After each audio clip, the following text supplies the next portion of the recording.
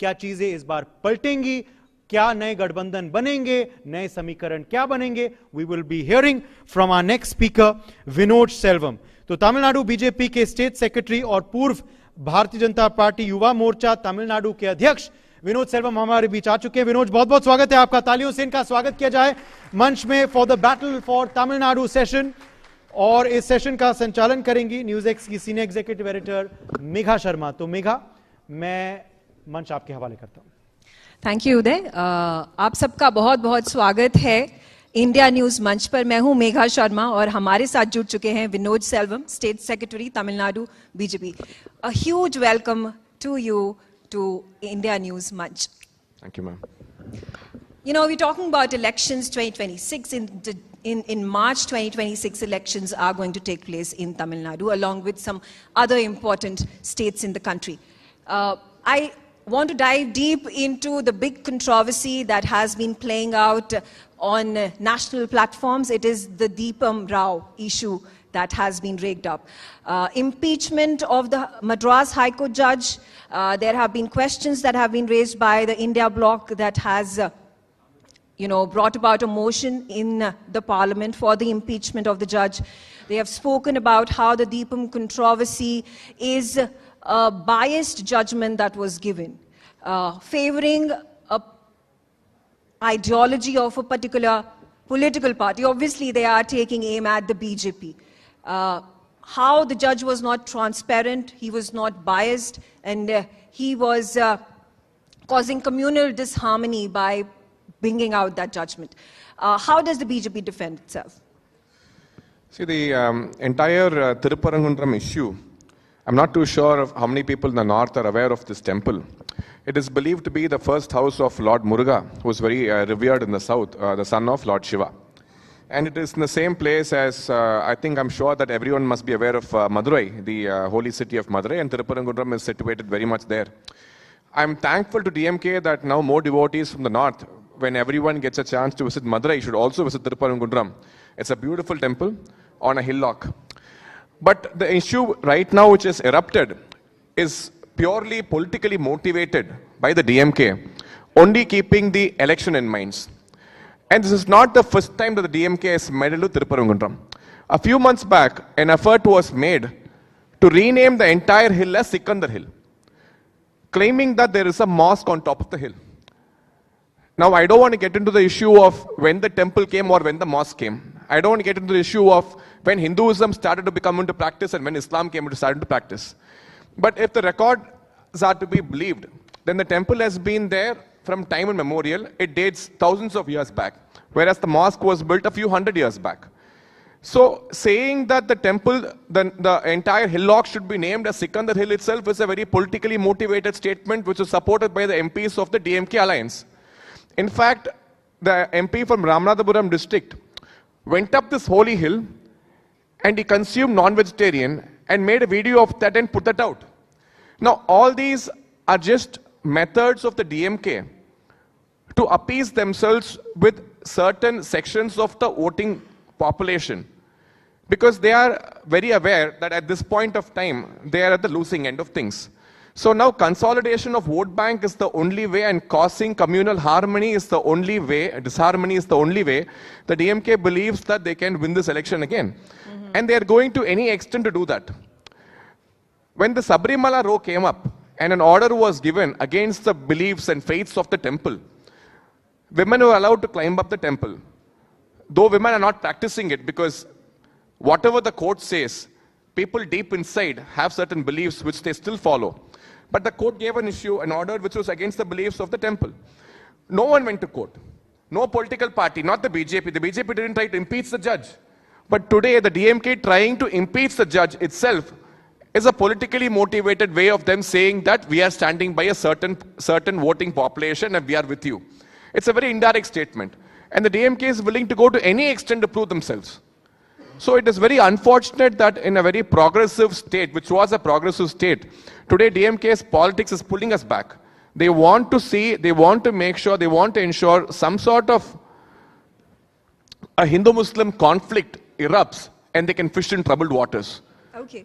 But this is also a counter allegation by the DMK, by the opposition in Tamil Nadu, that every single time when BJP comes out and rallies and campaigns, it brings about the Hindu issue. It brings about the communal angle to this entire election process, and they themselves they call themselves to be secular, to be democratic. So that's the question. But I also want to raise this question about the freedom fighters and the row that again I see it as a north-south divide.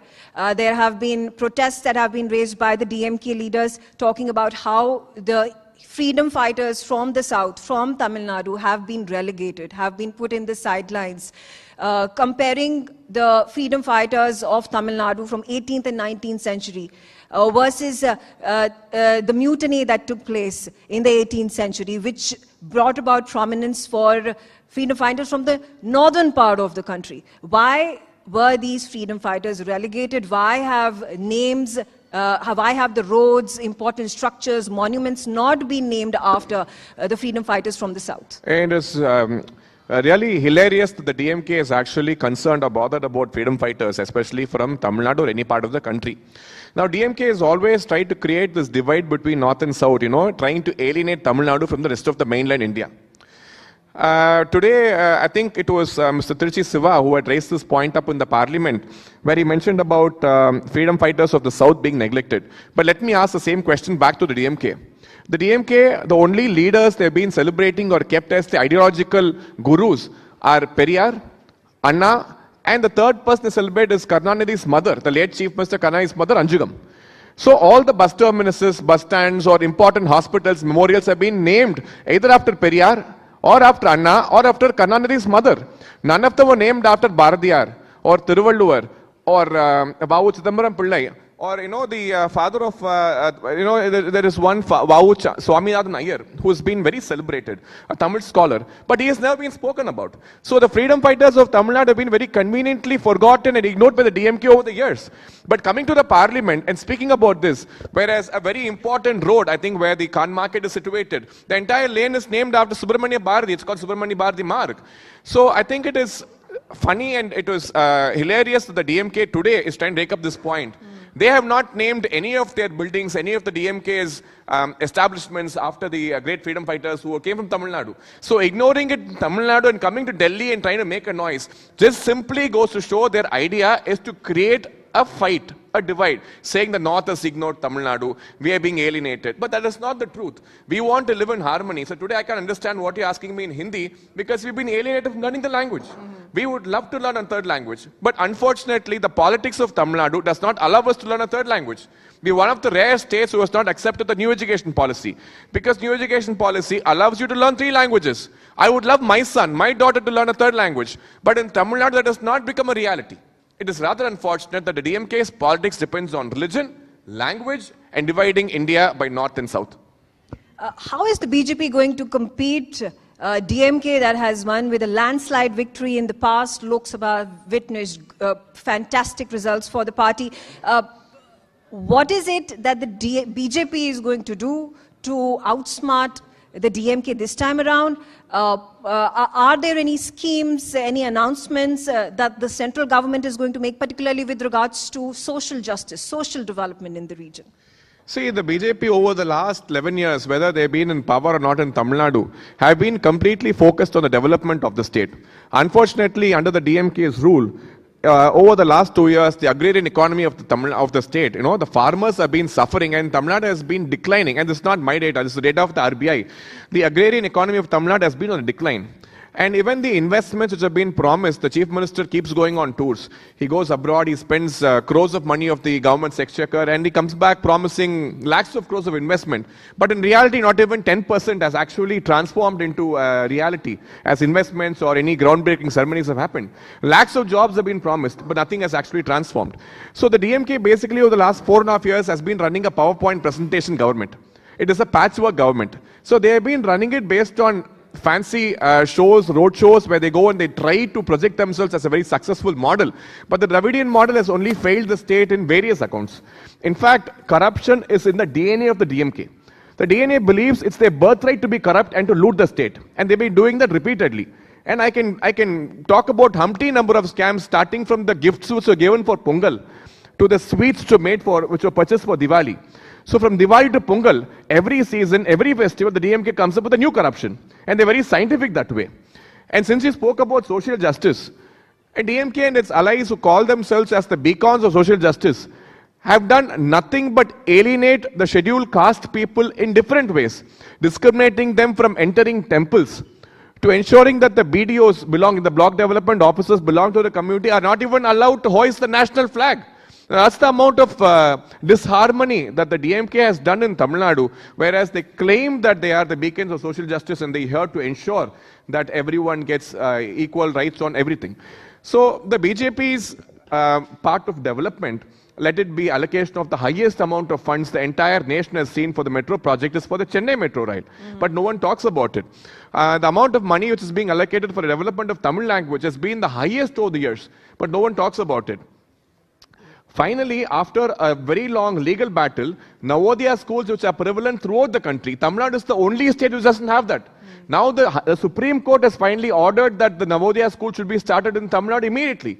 Now that's the kind of disconnect we have with the mainland other states which are benefiting out of the central government projects. But but Narendra Modi or the BJP government doesn't see Tamil Nadu as a separate unit. The highest number of beneficiaries of the Mudra scheme of the Prime Minister are from Tamil Nadu. Over 10 lakh houses have been built under the Awas Yojana scheme in Tamil Nadu. So you take any central government scheme, Tamil Nadu seems to be the highest beneficiary. But still the DMK tries to put sticker label on all these schemes and say, okay, we are the ones who brought this, we are the ones who gave it to you. Which is quite unfair, but that is the practice which has been happening. But today, with the amount of accessibility people have to the internet, thanks to the BJP government again, the price of the internet has dropped down drastically, that everyone today has access. The information is available on the internet. So because of that, people are getting aware and to understand that the DMK has only been fooling them over the years and not actually given them the development which they are supposed to have gotten so far. Quickly, last question before I round this up. Prime Minister Modi is expected to visit Tamil Nadu during the Pongal celebrations. This is also going to coincide with the Kashi, Sangamam that concludes in Ravimeshwaram on the same dates. Are there big schemes that are likely to be announced? Of course, this is, heralding the campaign period for the BJP. See, beyond elections, the BJP government has been delivering more than what has been promised for Tamil Nadu. The Kasi Tamil Sangam has established the connect between Tamil Nadu, especially Rameshwaram and Kasi. So we are one. India is one. India as a nation, we are all together. And the talk that, we are Dravidians, Aryans, all this myth is being busted with these kind of Sangams which have been done over the past. And I think that the Prime Minister coming is only going to increase the aura, and it is going to deliver better results for the people, and BJP is not promising things on paper, but actually delivering it on ground, on field. And I'm sure that this Pongal is going to be more special than any other Pongal we have celebrated, and we are more than thrilled and happy to welcome the Prime Minister. And we all know the love he has for the Tamil language. He made sure that the Sengol, which was a symbol of the Cholas, has been instilled in the new parliament. It's a matter of pride for people from Tamil Nadu that the Prime Minister speaks so much about Tirukkural in every country he visits. And we are thrilled to welcome him to the Pongal festival, which is the identity of the South, especially for Tamil Nadu. And I'm sure it's going to be a great occasion. All right, thank you very much, Vinoj Selvam, for joining me. A huge round of applause. And of course, we are going to be watching it, bated breath, the Tamil Nadu elections, one of the most important states, whether the BJP is going to make a stronghold in that region remains to be seen. Thanks a lot. हम अग्रिम बधाई भी आपको देते हैं ये त्योहार के लिए। विनोज, बहुत बहुत शुक्रिया हमारे संग जुड़ने के लिए। मगर मैं आपसे आग्रह करता हूं आप बने रहिए मंच पे। Aishwarya Pandit Sharma ji, chairperson Sunday Guardian Foundation, will present you with this token of appreciation, special book. ये भेंट हमारे तरफ